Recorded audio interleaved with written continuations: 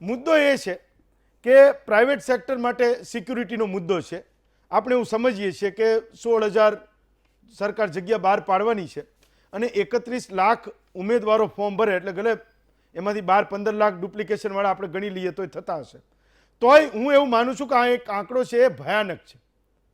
16,000 જગ્યા માટે 12-15 લાખ અરજીઓ આવવી એ ખરેખર ભયાનક આંકડો છે. તો મારો સવાલ એ છે કે ખાનગી નોકરીઓમાં એટલે કંઈક માથાકૂટો હશે તો જ લોકોને સરકારી નોકરીઓ જલ્દી જોઈતી હશે. તો માનો કે ખાનગી નોકરીઓમાં જોબ સિક્યુરિટીનો મુદ્દો હજળબમ થાય, એકદમ પાક્કો થઈ જાય, તો તમે માનો છો કે આ બધી રોકાણોને અસર પડે ને જીડીપીને અસર પડે ને એવું બધું અર્થશાસ્ત્રીઓ બહુ બધી વાતો કરતા હોય છે.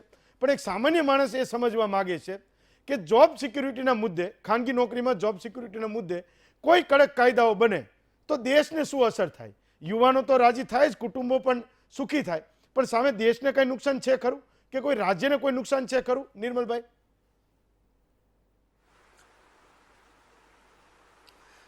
હેમંતભાઈ, સૌથી પહેલા તો એ સ્પષ્ટતા થવી જરૂરી કે બેરોજગારીની જે સમસ્યા છે એ કોઈ કામચલાઉ ધોરણે ઊભી થયેલી સમસ્યા નથી. બેરોજગારીની સમસ્યા અગાઉ પણ હતી જ, પણ આપણે એમ કહી શકીએ કે અત્યારે બેરોજગારીની સમસ્યાએ વિકરાળ સ્વરૂપ ધારણ કર્યું છે. બેરોજગારી એટલે શું? કામ કરવાની ઈચ્છા હોય, કામ કરવાની શક્તિ હોય, કામ કરવાની પૂરતી લાયકાત હોય અને પ્રવર્તમાન દરે કામ કરવાની ઈચ્છા હોવા છતાં પણ જો તમને કામ કરવાની તક ન મળે તો તે બેરોજગારી છે. અને અત્યારે બેરોજગારી એની ચરમસીમાએ છે, એનો સ્વીકાર થવો જ જોઈએ. રાજકીય પરિપ્રેક્ષ્યને આપણે બાજુએ મૂકીએ તો પણ હું આપને બહુ ગર્વ સાથે 1970ના દયકાની આજુબાજુના ગાળાની એ પહેલાની પણ તમને હું વાત કરીશ, એટલે આપણે અત્યારની સ્થિતિને સરખાવી શકીએ કે કઈ પરાકાષ્ઠાએ છે.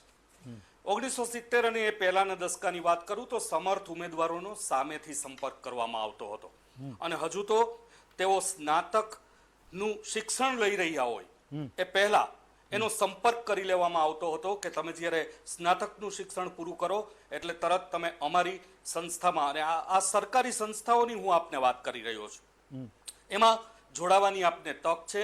એમને નિમણૂક પત્ર પણ આપી દેવામાં આવતો હતો. ત્યારબાદ નિશ્ચિતપણે વસ્તી વધતા ઉમેદવારોની સંખ્યા વધી અને સ્પર્ધાત્મક પરીક્ષાઓનો યુગ શરૂ થયો. સ્પર્ધાત્મક પરીક્ષાઓ હોવા છતાં પણ સમર્થ ઉમેદવારોને તો સરળતાથી નોકરી મળી જ શકતી હતી. હું વાત કરી રહ્યો છું સમર્થ ઉમેદવારોની.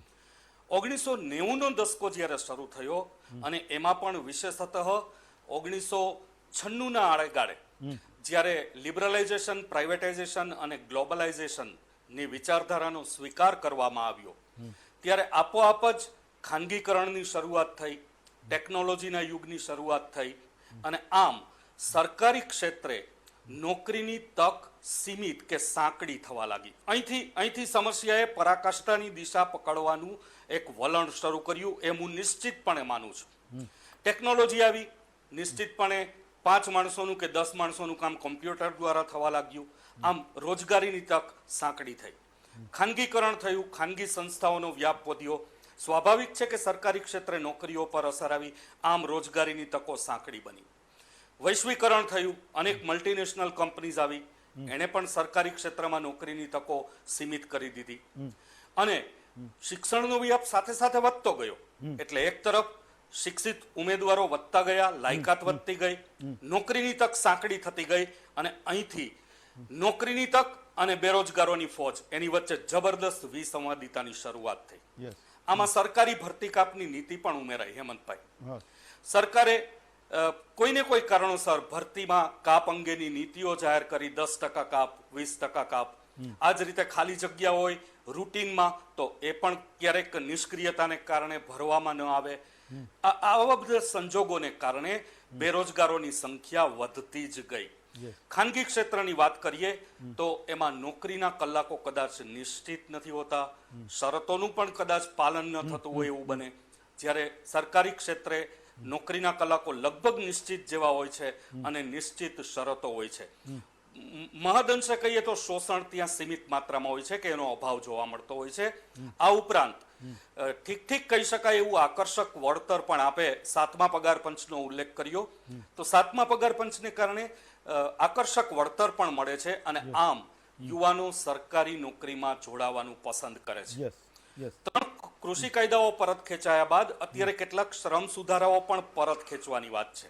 કેટલાક કડક શ્રમ સુધારાઓ, સરકારનો ઈરાદો સારો હોઈ શકે પણ સરકારને હવે એ શ્રમ સુધારાઓ પણ પરત ખેંચવાની જરૂર લાગી છે, કારણ કે શ્રમ સુધારાઓને કારણે ખાનગી ક્ષેત્રમાં નોકરી કરવી પણ થોડી મુશ્કેલ બનતી હતી. તો આવી ખાનગી ક્ષેત્રની કેટલીક મર્યાદાઓ, મુશ્કેલીઓને કારણે સ્વાભાવિક છે કે યુવાનોનો સરકારી નોકરીમાં ક્રેઝ વધ્યો અને એક તરફ નોકરીની તક સાંકડી થઈ. પરિણામે આજે 16,000 જગ્યાની સામે 24 લાખ, 26 લાખ, 30, 31 લાખ જેવી અરજીઓ આવે છે અને એક જગ્યા માટે 150 જેટલા ઉમેદવારો આપણે જોઈ શકીએ છીએ. અને સમર્થ ઉમેદવારો એમ છતાંય મળવા મુશ્કેલ છે. એનું કારણ જે હોય તે, પણ આવી આકરી પ્રક્રિયા હોવા છતાં પણ સમર્થ ઉમેદવારો મળી શકતા નથી.